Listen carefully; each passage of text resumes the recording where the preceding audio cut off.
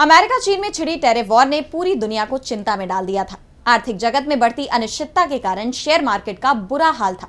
निवेशक पैसे निकाल रहे थे, महंगाई बढ़ रही थी और दो देशों की इस लड़ाई में पूरी दुनिया को नुकसान उठाना पड़ रहा था। लेकिन अब ये खत्म होता दिखाई दे रहा है। अमेरिका और चीन के बीच समझौता हो गया है। तो दोनों देशों में किन मुद्दों पर बनी सहमति, जानने के लिए देखिए ये रिपोर्ट। अमेरिका और चीन के बीच शुरू हुई टैरिफ वॉर ने दुनिया भर की अर्थव्यवस्था में उथल पुथल मचा दिया और इसका सबसे ज्यादा असर अमेरिका में दिखाई दिया।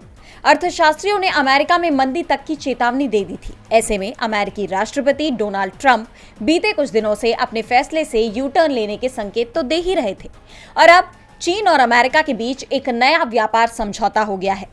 जेनेवा में हुई इस बैठक में दोनों देशों में ट्रेड डील पर सहमति बन गई, जिसके तहत अमेरिका और चीन ने एक दूसरे के आयात पर लगाए गए शुल्कों में अस्थायी कटौती करने पर सहमति जताई है।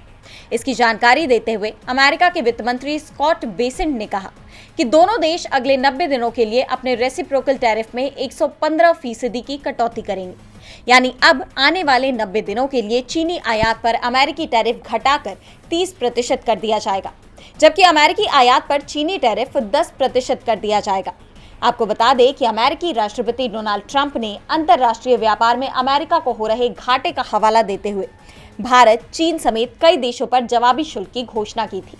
लेकिन चीन ने ट्रंप को मुंहतोड़ जवाब देते हुए अमेरिका पर भी टैरिफ लगा दिया और दोनों देशों में टैरिफ वॉर से छिड़ गई।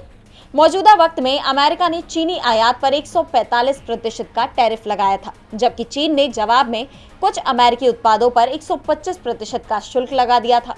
लेकिन फिलहाल ये टैरिफ वॉर खत्म हो गई है, जिससे आर्थिक जगत में पैदा हुई अनिश्चितता के भी दूर होने की उम्मीद जताई जा रही है। डीवी लाइव ग्लोबल की रिपोर्ट।